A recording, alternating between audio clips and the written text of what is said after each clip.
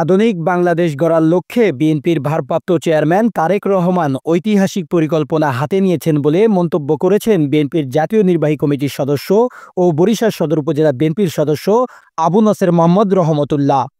বৃহস্পতিবার নগরীর বেলস পার্কে ইফতার মাহফিলে প্রধান অতিথি হিসেবে একথা বলেন তিনি আরও বলেন, ছাত্র জনতার আন্দোলনে স্বৈরাচারী আওয়ামী লীগের পতন বাংলাদেশের আরেকটি স্বাধীনতা অর্জন। আমাদের এই দেশকে আগামী দিনে একটি আধুনিক বাংলাদেশ গঠন করতে হবে। সেই আধুনিক বাংলাদেশ গঠন করার লক্ষ্যে আমাদের নেতা দলের ভারপ্রাপ্ত চেয়ারম্যান জনাব তারেক রহমান সাহেব একটি ঐতিহাসিক পরিকল্পনা হাতে নিয়েছেন। 31 দফা রাষ্ট্র মেরামতের যে কর্মসূচি তিনি ঘোষণা করেছেন, এই 31 দফা কর্মসূচি আমরা যদি লক্ষ্য করি তাহলে সেখানে ছাত্র সমাজ, শিক্ষা ব্যবস্থা, মানুষের নীতি নৈতিকতা, কৃষি নির্ভর বাংলাদেশ গড়ে তোলা, সবকিছু আধুনিকভাবে গড়ে তোলার জন্য তিনি চেষ্টা নিয়েছেন। এবং আজকের এই যে 20 বছর, 22 বছর, 25 বছরের ছাত্র তোমরা যারা আছো, তোমরা দেখবা আশেপাশের সমস্ত বাবা মা এই 15 বছর 20 বছরের ছেলেদেরকে মালয়েশিয়া, সিঙ্গাপুরে নিয়ে তাদেরকে সেখানে বলতে হবে এক ধরনের আমাদের দেশের সম্পদ দেশের বাইরে পাচার করা হচ্ছে। এই দেশের বাইরে পাচার করার মধ্য দিয়ে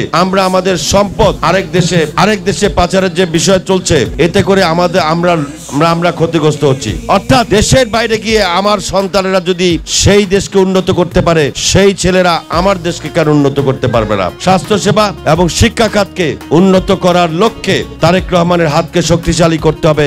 আর জনগণের ভোটের অধিকার প্রতিষ্ঠা না হওয়া পর্যন্ত একটি দেশে স্থিতিশীলতা তৈরি হতে পারে না। কোন অবস্থায় অনির্বাচিত সরকার একটি রাষ্ট্রে বেশি দিন থাকতে পারে না। সর্বশেষ আমাদের নেত্রী, দেশনেত্রী বেগম খালেদা জিয়া, তিনি গণতন্ত্রের সঙ্গে আপোষ করতে গিয়ে তিনি আজকে দেশের বাইরে যাননি, আরাম আসে থাকেননি, গণতন্ত্রকে আপোষ করেননি বলেই তাকে আজকে পয়জনিং হয়ে অসুস্থ হতে হয়েছে। আল্লাহ রাব্বুল আলামিনের কাছে ইফতারের পূর্ব মুহূর্তে আমরা দোয়া করি দেশনেত্রী বেগম খালেদা জিয়া তিনি যাকে সুস্থতার সাথে আমাদের মাঝে ফিরে আসেন, আমাদের নেতৃত্ব দিতে পারেন, এবং জনাব তারেক রহমানের জন্য সুস্থতা কামনা করি।